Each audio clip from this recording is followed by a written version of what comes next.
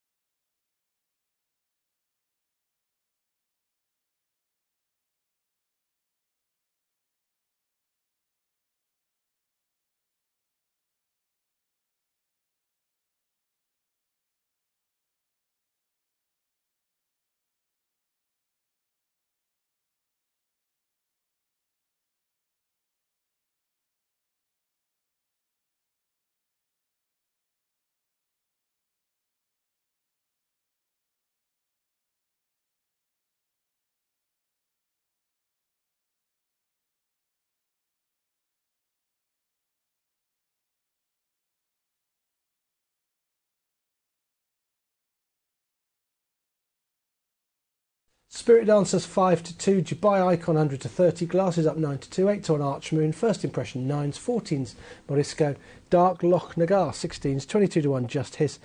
Nicholas T's taking a walk in the market. He goes well here though, 28-1, Ridana 33s, 40s, and Bigger the rest. Spirit Dancers the 11-4 favourite. Here's Gordon. Thanks, Angus. For our feature race of the day, this colt by Franco, Spirit Dancer is favourite, very lightly raced, makes his handicap debut here. Richard Fahey in attendance. Of course, we know it's a meeting he loves coming up to, now and in normal times. He rarely misses this big September fixture. He doesn't. He rarely goes home without a winner or two, Gordon, and Spirit Dancer's got every chance of being another one here, because this is a progressive horse, only the 3 runs today, unlucky on his return to action at Wolverhampton, where he had the door slammed in his face up the inside rail, but made amends last time at Ripon. Over this trip, where he made all, set a steady gallop and gradually pulled further and further clear inside the final 2 furlongs to provide, I think, what was Paul Hannigan's first winner of his comeback. He's ridden here by Paddy Mathers instead. Both of those were pretty steadily run affairs. He promises to be better suited by maybe even a step up in trip, but certainly a more evenly, truly run race, because he looks more of a galloper, a horse who gradually builds and winds up through the gears, Gordon, rather than one that has push button acceleration. But I think an opening mark of 83 looks more than fair, and given that we know what we've seen of him so far, he's a talented horse who's open to more improvement. And that was just his third start in a racecourse, that all the way win at Ripon. It was also his turf debut as well, ridden by Paddy Manners. One of 5 3-year-olds in the race. Dubai Icon, a fascinating runner here for Saeed bin Sarua. Hasn't been seen out since a 1.25 mile handicap at Meydan back in February. Been gelded since then, Ed, and he wasn't beaten fire on that occasion, was he? No, that was a return to form in Meydan, where he'd run a couple of dull races earlier on, but that was something a lot more like it. The front two came nicely clear on that occasion, and it suggested that he is a horse to still be, or take a positive view on, because the winning handicap debut at York last back end, when he was completing a rather belated hat-trick, was a very commendable effort in a big field where you have to say that he was still green and not quite the finished article. It looked like there would be more to come from him. What he does have to overcome here is a pretty chunky absence, as you say, Gordon, to over 200 days. He has been gelded, but he's been strong enough in the market. His yard are in absolutely tip-top fettle at the minute as well. 4 winners, I should say, from their last 6 runners. So he's a thoroughly likeable horse who's got a very interesting profile still. We see plenty of glasses up at Ayr, don't we? He's won 6 races in his career, and they've all come here at Ayr, including 5 over course and distance. I think the other one came over a mile. Yep, and 3 of them have come this year, Gordon. He's had a really good 2020. He's risen the best part of a stone in the weights, and he's nudged up slightly again for a good run last time at York. Result stands at Naas as we go to Allen House then, with just a couple by the look of it to load for our feature race. Alan, what do you fancy? Quite like the look of the one he just went in. Unsurprisingly, Spirit Dancer, the unexposed son of Frankel. First trying a handicap. Could be fairly nicely treated here. Las Vegas still out of line. Moving in now. Ready to go. And they're off. Racing away for today's feature, the Dream Weddings at Western House Hotel. Handicap racing here for the Kilkerran Cup over the 1.25 mile journey. And through the early stages, Spirit Dancer is the first one to begin, leading by the early half a length margin to Radana in second, and First Impression is in third place. Racing then down towards the inside to find Archmoon together with Dubai Icon a little wider out. Just in behind the Principals then, First Impression. Then came Just Hiss with Glasses Up next on that one's outside. Arctic Sound follows though. Wider still there's the blue tapped Las Vegas. And then back through them to see Morisco and Nicholas T, the 7 times previous course winner and last year's runner-up, is the back marker through the opening 3 furlongs of the journey. Out in front, it's Spirit Dancer, and it's first trying a handicap who leads the way. From Dark Loch Nagar in second and Radana placed in third. First Impression is back in fourth, and then came Arch Moon with the noseband, the blue and white hoops. Las Vegas on that one's outside. Dubai Icon racing in the midfield sit from Glasses Up. Then came Just Hiss, and further behind to Arctic Sound and Morisco, and Nicholas T is the final runner. Starting this swing then out of the back straight, and it's Spirit Dancer that leads under Paddy Mathers by a length over in second placing Dark Loch Nagar. In third is Radana. First Impression is back in fourth, then Archmoon and Las Vegas, and then Dubai Icon. The green and blue of Just Hiss in advance of Glasses Up, then Morisco, Arctic Sound and Nicholas T.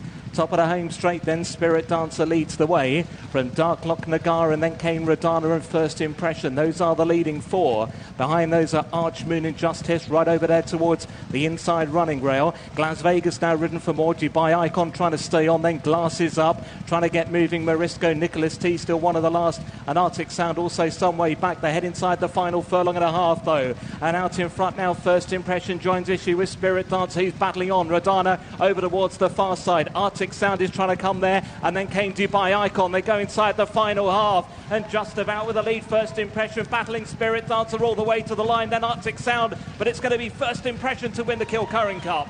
First Impression from Spirit Dancer, then Arctic Sound and Radana.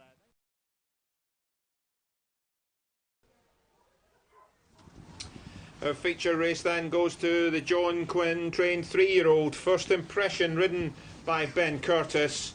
Great finish. Spirit Dancer did so well from the front, trying to make all as he did in his maiden at Ripon last time.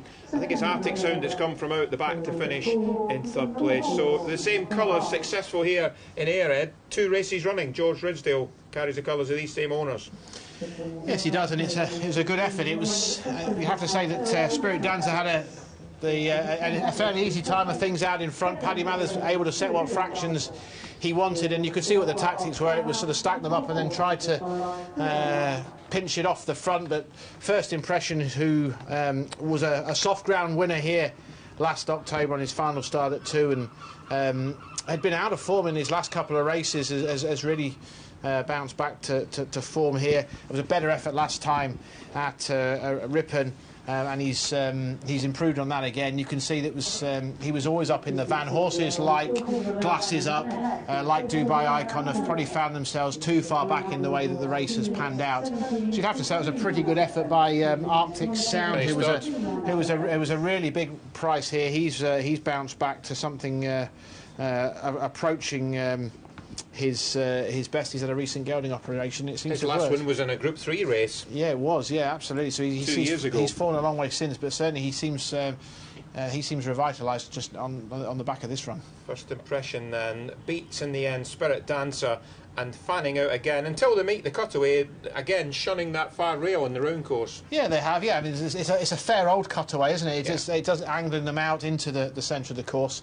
But the jockeys seem to be quite happy to stay there. You can see there's not a lot got into it, Gordon, did it? The likes of Just Hish, you can see on the fence. Rudana was very keen as well, just behind the speed turning in, suggesting they'd gone no more than an average gallop. The run-up is still a horse to take a positive view of. And as I say, the third horse has run a really good race, and might be some interesting going forward. And Rodana keen enough, finishing fourth, and then coming from miles behind to finish in about fifth place. Glasses Up always runs well here, even when he doesn't win. Yeah, he does, and things just haven't panned out for him here. He's off a pretty high mark now. It's going to be hard for him to win up against some of these unexposed 3-year-olds. Feature race of the day then here at Ayr goes to First Impression for Ben Curtis and John Quinn.